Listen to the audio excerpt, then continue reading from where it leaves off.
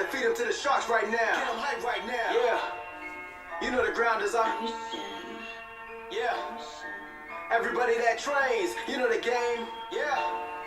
So let's get it. Slap it up, bump it and roll. Hey. Yeah, that's the way that it goes. Ain't no better way to better yourself in this game. You're feeling the growth. That's time on the mat. We put in the work. Believe it ain't easy, I know. But we train for the love of the game, the love of the art. Now slap it up, bump it, let's roll.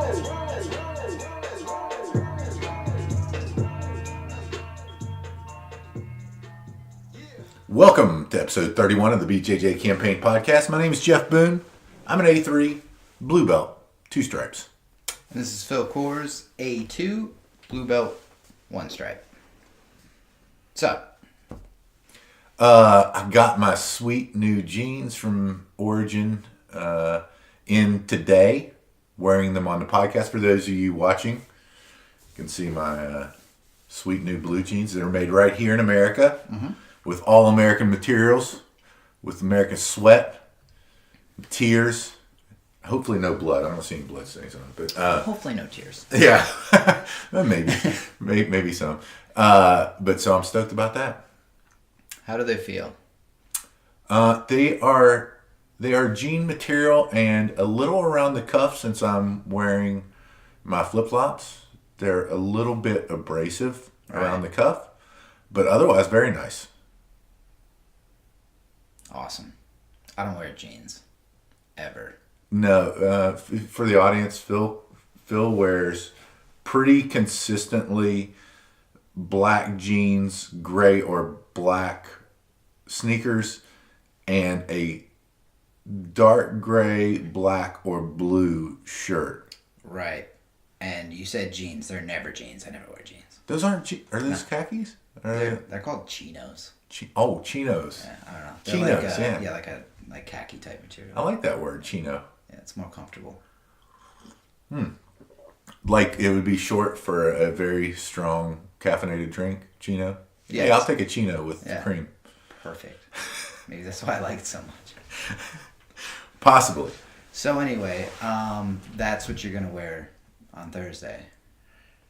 On Thursday? Yeah, to no gi. Yeah, oh, for sure, 100%. Yeah, okay. Name it, yeah.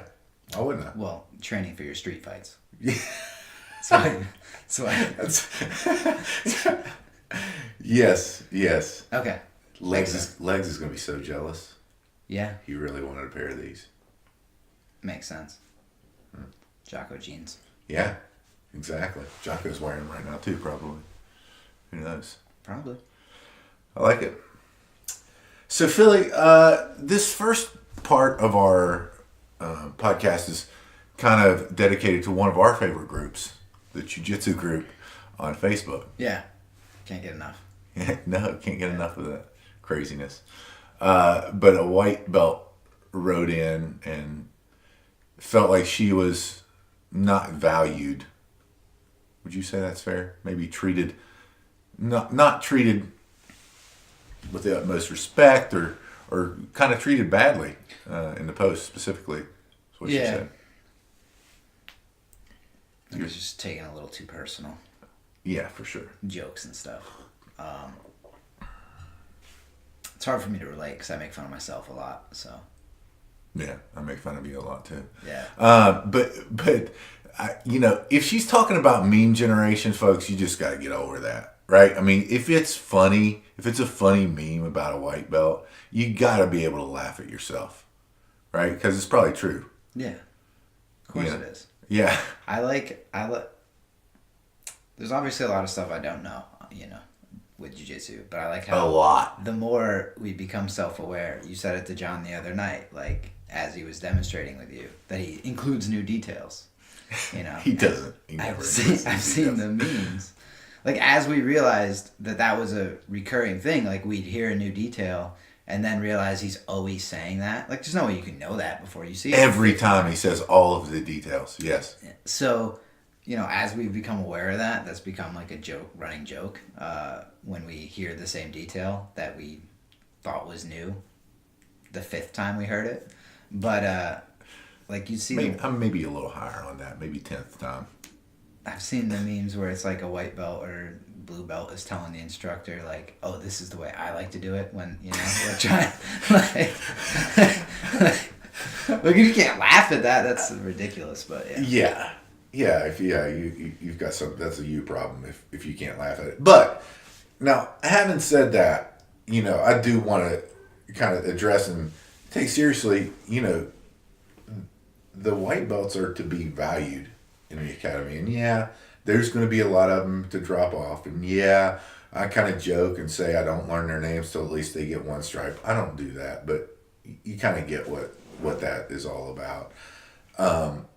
But they serve as a valuable training tool for us, right? And they're the lifeblood of the academy because they're, you know, the academy can be fiscally profitable because of those white belts, because there's a lot more of them than there are blues, purples, browns, or black belts, right? Mm-hmm. And so we need them to keep the academy running, and also to provide valuable training. And so, you know, if you're in an environment where, you know, you're constantly ridiculed as a white belt, I would say get the hell out of that environment. You know, go somewhere where they're going to treat you with respect and the same respect that anyone in the academy should be giving any other person regardless of their rank.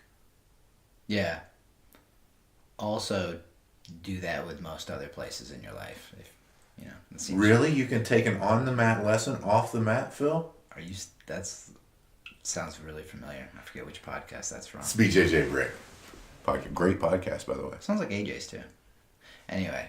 She did do, yeah. In a similar section. But yeah, I feel like that doesn't apply because like I pretty much only make fun of my friends. Like if I don't feel like I'm close enough that you're going to know I'm joking, I try and, I feel like, you know, don't take that overly personal. Yeah, but Phil, I mean, you've got like 3 friends. That's true. I mean, so they know you're joking. Yeah, that's true. Okay, good point. Good point. But yeah, and I don't know, I guess that's who's going to be your better training partners is the new people. Like, I guess it's hard for me to see it through the eyes of somebody who's been training like 6 or 7 years, but you know, the newer people are going to probably be some of your better training partners down the line. You know, it's going to take time for them to be, you know, maybe a challenge jiu-jitsu wise, but you're going to need those people. Yeah. Plus, I always say it's always better when there's more people. Like, I think there's always benefits to rolling with you and like the same people that I always roll with, because I think it benefits in other ways, which I think we're gonna kind of touch on in a minute. But like that's kind of gonna push you to change and adapt when you're rolling with the same person all the time.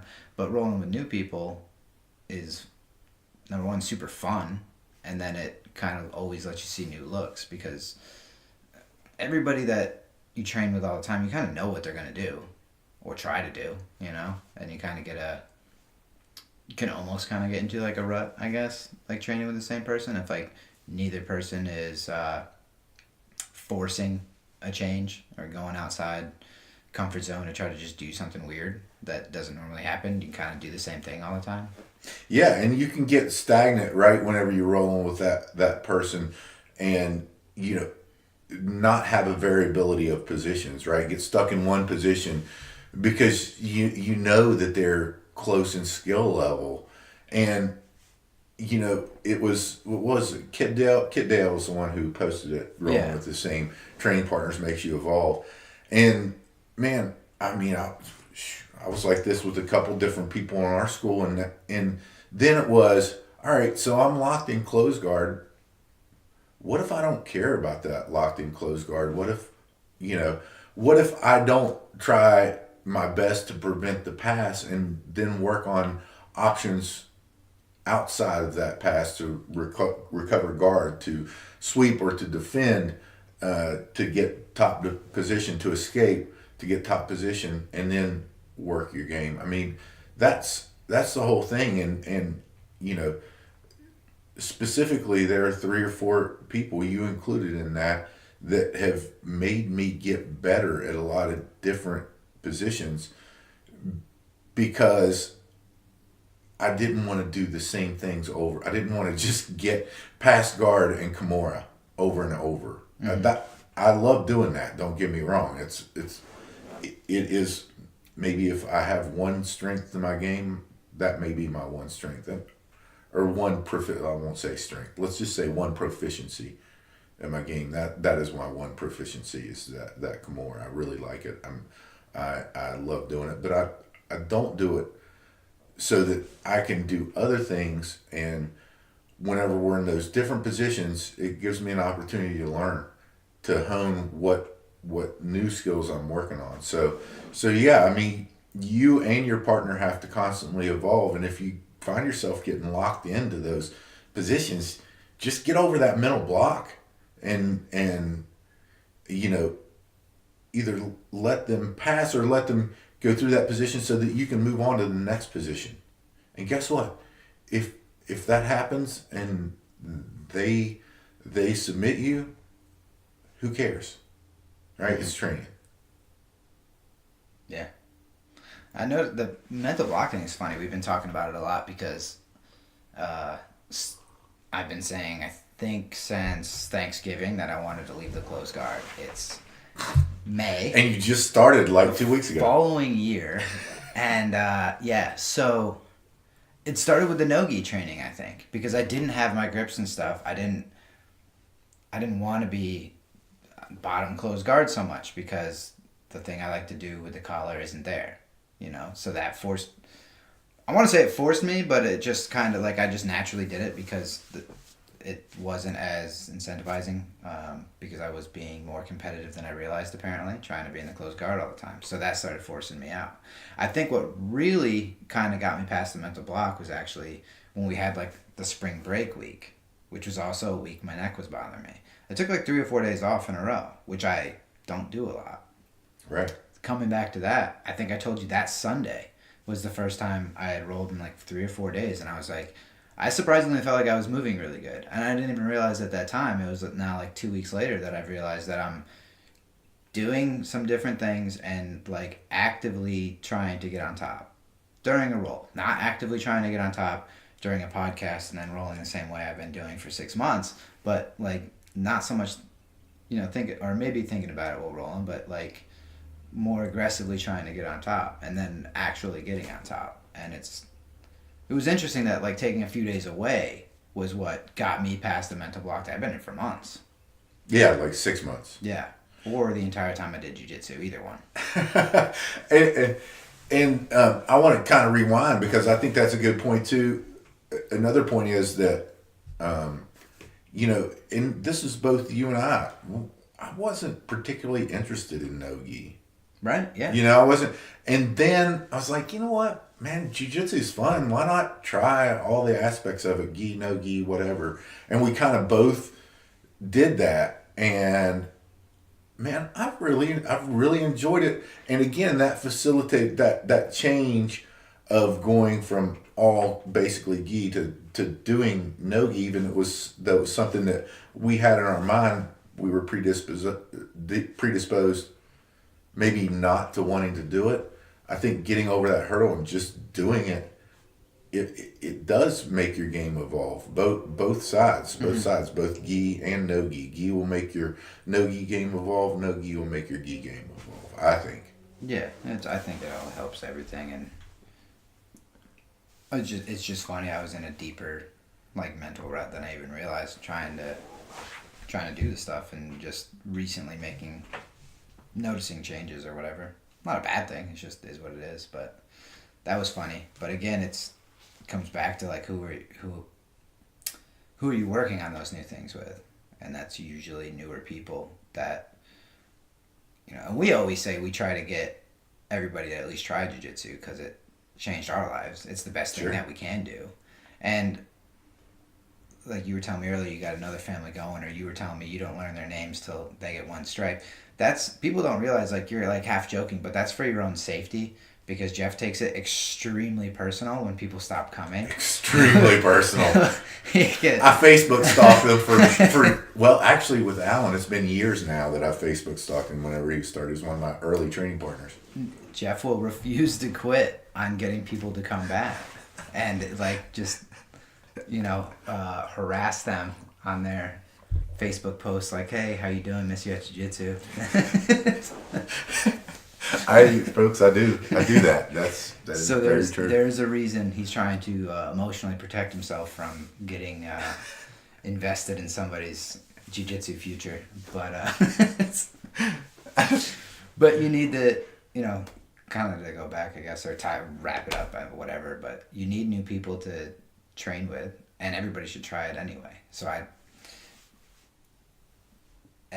guess probably comes down to people's ego when they start to think you're really good, and you kind of forget that you sucked. Yeah, I don't forget that. When you started. Yeah. But and also you suck now because there's always somebody who's gonna just beat the crap out of you. Yeah, that's true. There's always someone out there better, unless you're Hickson Gracie, maybe. I don't know. Yeah. But no, kind of tying off that into the or not into the white belt discussion, but that discussion, it was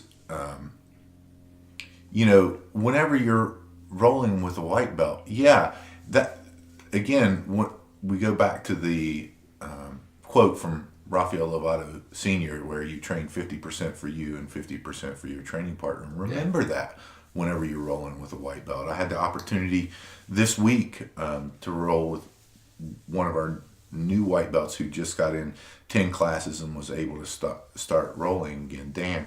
And, I don't know that I was necessarily like this, but I've heard and seen posts where people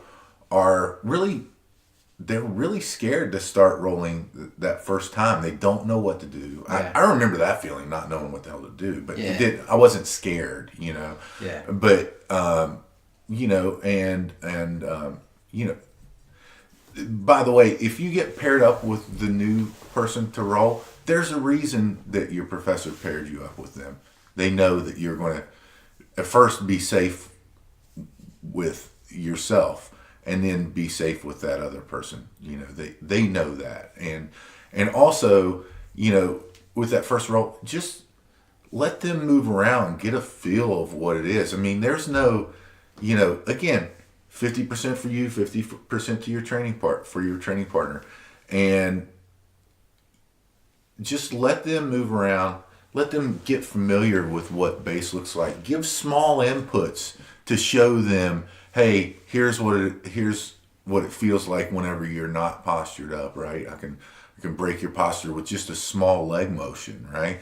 Give small inputs and go really slow. And what I emphasized was just like what John emphasized to me whenever I started, which was just breathe. You don't know what you're going to do. You're not going to know it for a while. I definitely remember the deer in the headlights look, because I think most people are more scared like socially than like physically, just because you feel. No, agreed. I don't mean physically. I think everybody knows that it's a safe. Sorry, I should have clarified. Yeah, I think everybody knows it's a safe training environment. That panic aspect of not knowing what to do, and what I've noticed with newer people is from the kids class, less is more. Like, if I'm like, oh yeah, remember that guard pass, or what guard pass do you know? It's like they're thinking too much. Whereas it's like, try to get on top or get past the legs. It's a lot, They're going to do the natural things that you're like, oh, you would normally want to try to get past. If I tell them that, then they're thinking of how they would want to do it versus get past somebody's legs to get on top. It makes more sense to them. Yeah. And now that I think about that maybe that advice that I gave, breathe, relax, is probably not the greatest, because they're like, how am I going to breathe and relax whenever, I don't Well, they need to do that too. I mean, if they're freaking out, it's no good for anybody, I guess. Yeah, try to prevent them from freaking out, I guess, is kind of your job, right? Yeah. So very good. And just to move further on to the John Danaher had a post, I think it was on Instagram, And he said what Henzo's advice to him when he was a white belt. I wonder when that was. What year that was that he was a white belt.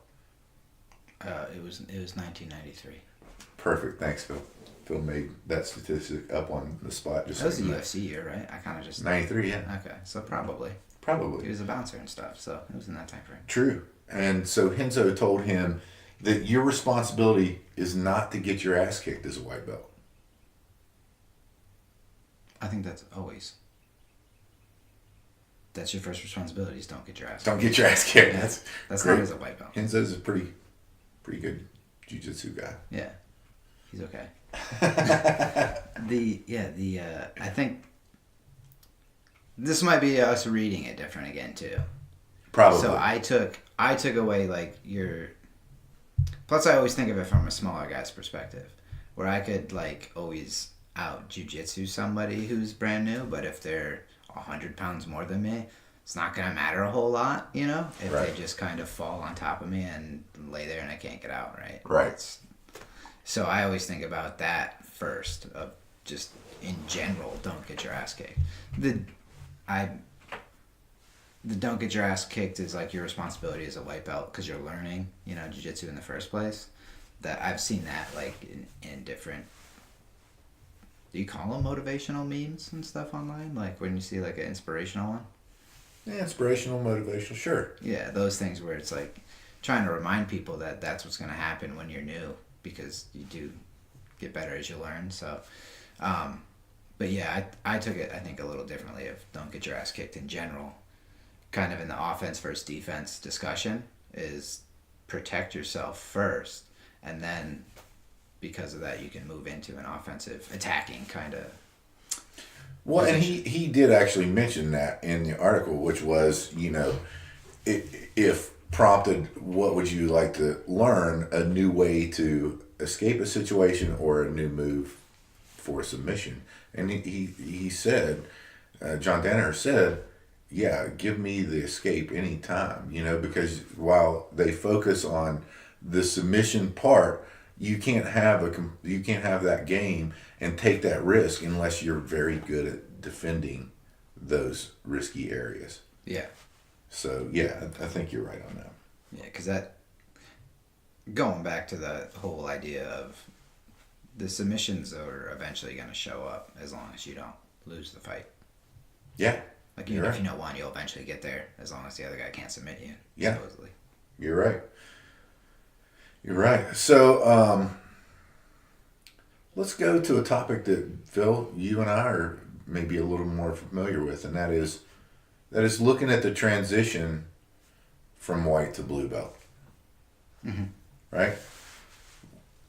Whenever because you got yours, your blue belt 4 or 5 months ago? Yeah, 5 months ago. 5 months ago? Give me your thoughts on your transition.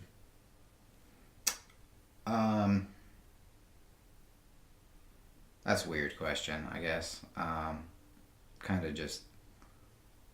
That's a super weird question. So I'll start by saying, you see all the memes of the target on the new blue belt's back, right? We're in the blue belt mafia group, and you see all those memes. I think obviously it is healthy in some respects to have that target on your back for that being that new blue belt because you have to grow into that belt, right? Mm-hmm. And so yeah, the people coming up, they're going to want to try to prove something to that blue belt. I'm not saying that that's right or wrong, but it's just the fact of the matter, so transitioning can be hard for some people. Whenever I got my blue belt, it wasn't that monumental of a. I don't want to minimize it. It wasn't. It comes with internal, like you're not ever. I feel like comfortable because you never feel like you're good enough. Right. Because you know where you suck the most. Other people may never see it. Right. I think that's a big issue. I think the target on the back is more internal because when do you roll with somebody when they like aren't trying? Like, I guess there's people who can turn it up a little bit, you know, or they might try a little harder, but, or is it you're trying a little harder because you're trying to defend it, you know? Because you feel like now you have a blue belt, you shouldn't ever get caught to a white belt or something like that. It just doesn't seem practical. Defending your belt, right? That's, you know, and I think it was on the BJJ Brick podcast whenever they asked the question to the six black belts. Do you think how big of a part of defending your belt is that? And I don't think any one of them said it was any big part at all. So if black belts are saying, you know, world-renowned black belts are saying that's not really a consideration. Yeah, obviously you want them to be competent, but they that's not a big consideration whenever they're doing that. No, like I'm gonna get tapped to white belts all the time because I put my head down. The people are gonna just grab my head, and I don't always get it back. I thought you always kept your head up, Phil. No, I don't. So I put my head down and people grab it. So you don't always keep your elbows in either? No. Those are very much away from me. Very far. Okay. I'm constantly trying to hug people. But yeah, I mean, that happens all the time. And then if you get into that, it goes right back into not learning because you're not trying new stuff because you're too worried about winning. Yeah. Which is, you know, what you're going to do because that's how it works in your head, but it shouldn't be the goal. You know, you should be actively trying to do new things. Yeah. So what do you win in a roll? It. Huh? It. You just win it, you know. You win it? You win. All right. Seems weird. Yeah. But yeah, I don't know. And it also, the more you learn, the more you realize you don't know. So then you start realizing, like, I guess the gap is getting bigger. I used to be able to look back like a month ago and be like, man, I didn't even know this existed a month ago. Now that gap is getting a little bit longer, you know, where it's like when I look back the 4 or 5 months or so to when I got the blue belt to where I am now, I feel like a different person. But, you know, it's looking now, I still see, you know, in regards to learning the open guard stuff, I've not really made any progress there. It feels like, I'm sure I have, but it feels like I haven't made a whole lot of real progress there, and I don't get there all the time, you know? So I still have to deal with the reality that, you know, I'm not very good at jiu-jitsu, so I don't get to dictate the position all the time. Right. You know? But I don't know. That's an interesting question, the transition to blue belt with new people. I'm not the newest one anymore. That's true. Yeah. So there's that, but yeah, there's a lot of new blue belts at our academy, right? And I think it's important to point out that in transition, I mean, there's different responsibilities that you have at blue belt, right? You know, white belt, there's a lot of defending involved and probably not much attacking. At blue belt, you're going to have to, you know, start learning those attacks and start actively pursuing those attacks more. But more importantly, you have more of a responsibility. Every time you go up in belt, your responsibility to your academy kind of grows. I feel like, you know, and those new people walking in the door, because, you know, you're going to see at our academy anyway, you know, some a purple belt, a brown belt, maybe another black belt, a couple brown belts in the room. But what you're mostly going to see are those 12 or 15 blue belts that we have now. I don't know how many, maybe more blue belts, and you know, whether you know it or not. I mean, I certainly did. I looked up whenever I was a white belt. I certainly looked up to the blue belts that were in our academy and kind of looked to them for guidance. And so now, whenever you transition, you are that person who people are going to be looking to guide them if they're new. Yeah, and that goes back to, I think, the more you learn, the more you realize you don't know. So then you kind of get insecure about what you do know because you're you're like all these details that you kind of screw up, that you kind of forget or whatever. But for somebody who's less than 6 months into jiu-jitsu, the amount of knowledge you have, as most blue belts have, is like infinite compared to somebody who doesn't know anything. Yeah, 100%. And you know, that brings me to the next point, in that one of your responsibilities is that new blue belt or blue belt in general is to help with the folks that are brand new coming in, and there's really significant benefits to that.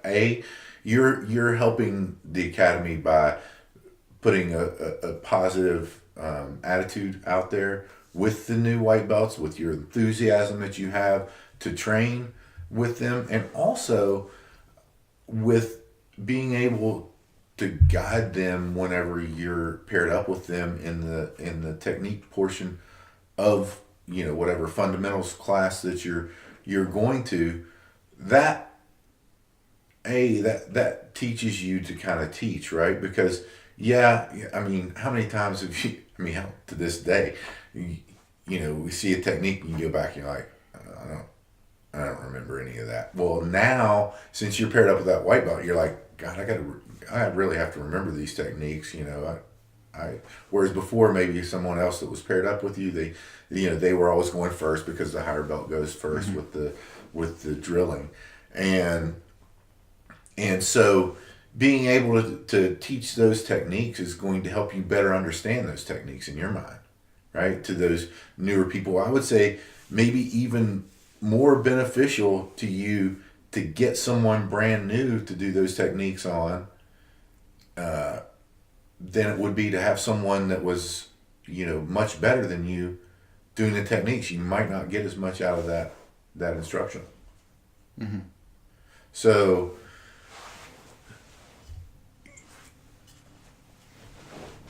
I think it's important that you share that knowledge, and it also makes you better.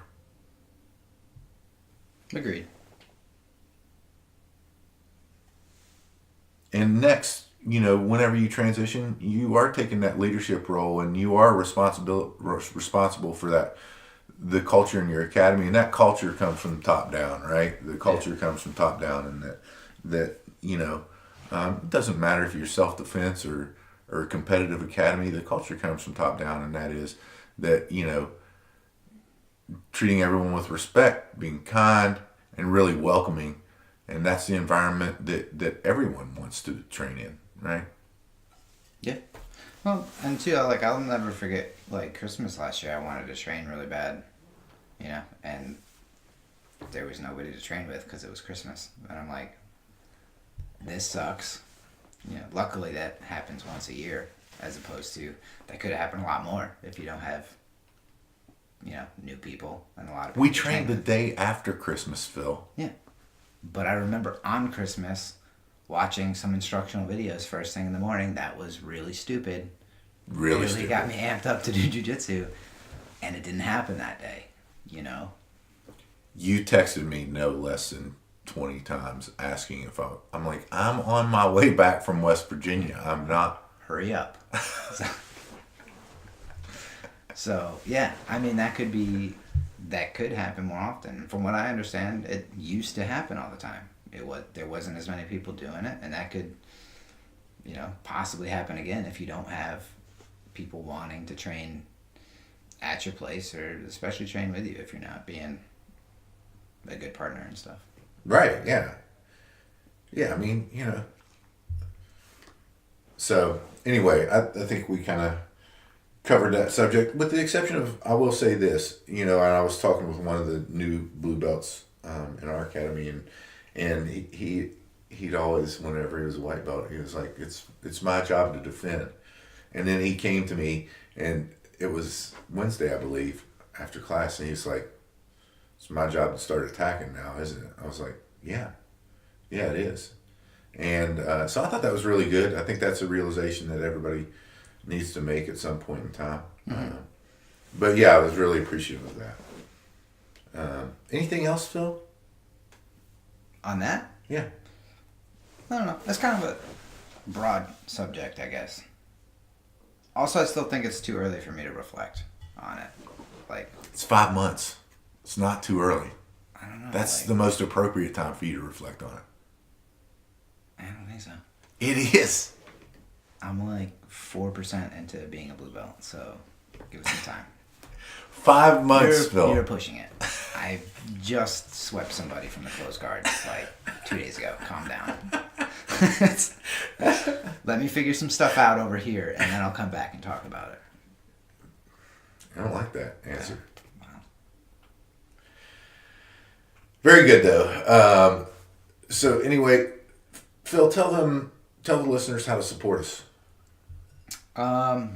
Patches are coming soon. Yes. Unfortunately, you're not going to have those in time for the competition. That would be good. Oh well. T-shirts, Instagram follows, Facebook.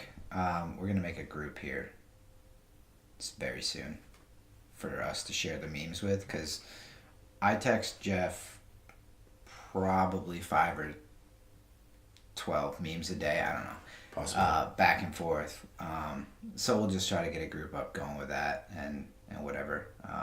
And since your phone doesn't have enough memory to save any of the memes, I have to save all of them in my special album of BJJ memes, of which there's like 7,000. He's acting like he didn't have this folder before he even met me. And then, so we got Facebook, Instagram, Twitter, YouTube, and I think that's about it. Well, I want to give a shout out to our premier sponsors, and one of them, My BJJ Notes, great app for taking notes. Notes are super important. So really, really good app for that. Also want to give a shout out for Green Compass.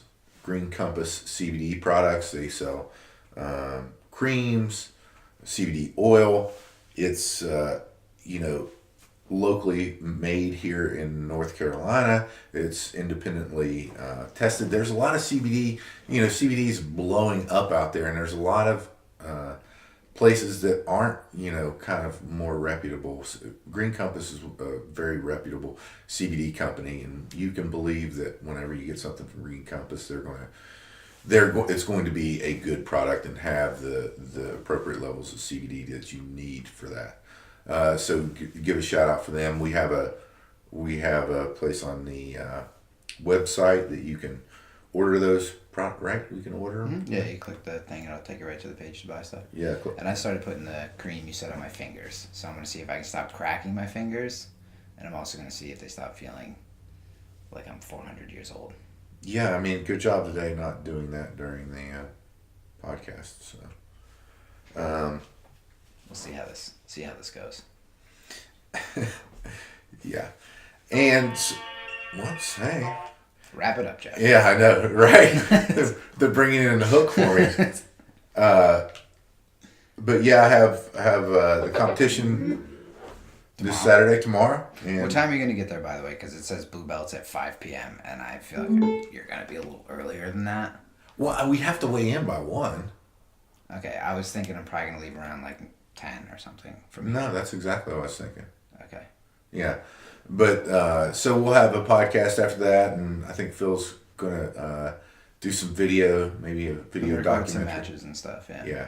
So we'll have plenty of content up. So the other thing is, if you do jiu-jitsu and you have friends who do jiu-jitsu, maybe share the podcast with those people. That would be a good idea. And reviews and stuff on iTunes if you can.